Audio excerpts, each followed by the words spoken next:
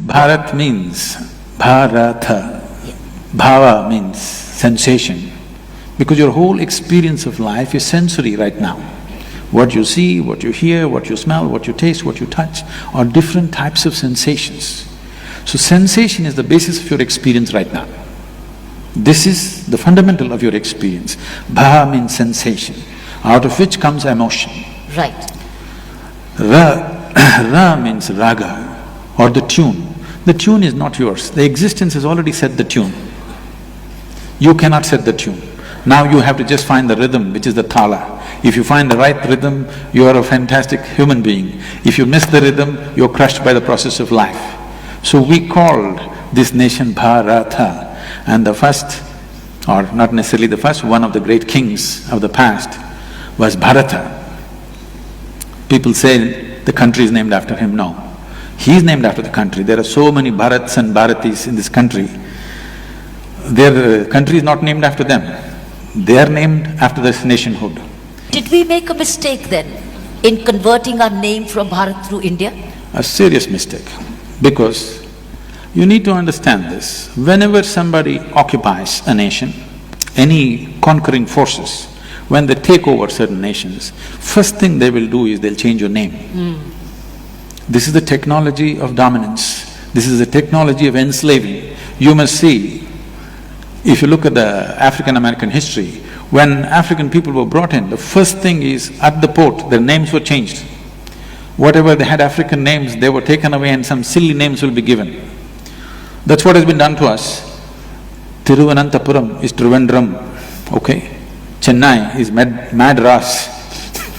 We don't know whether we're mad or we're rascals. Like this, India, what does it mean? It doesn't mean anything.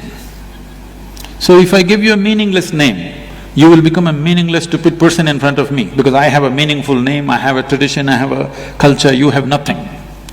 So in that context, we have become India. This is the first thing, because the concept of a nation must sink into everybody's mind. Yes. Because nation is just an idea.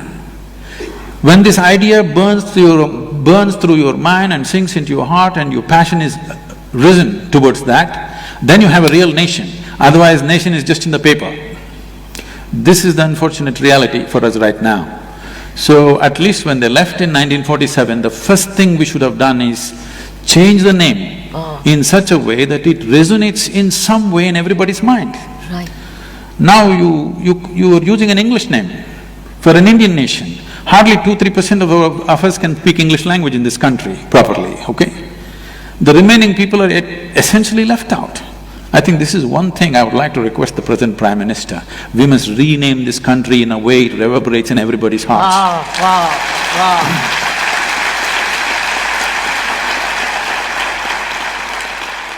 I know a whole lot of intellectual crowd will say, what is in a name?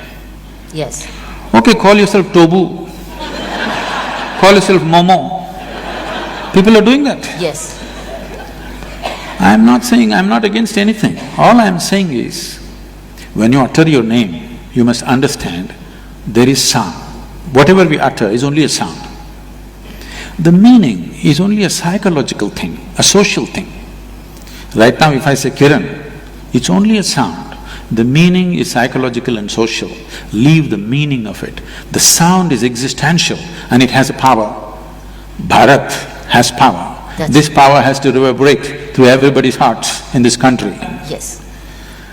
So, it is not that a name is a solution for everything, but nationhood.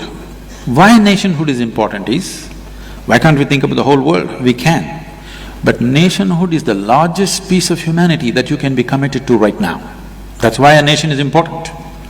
When we say you are committed to this nation and its well-being, that means at least if not 7.2 billion people, at least you're committed to 1.25 billion people, which is a great step from being committed to your own personal well-being. Yes.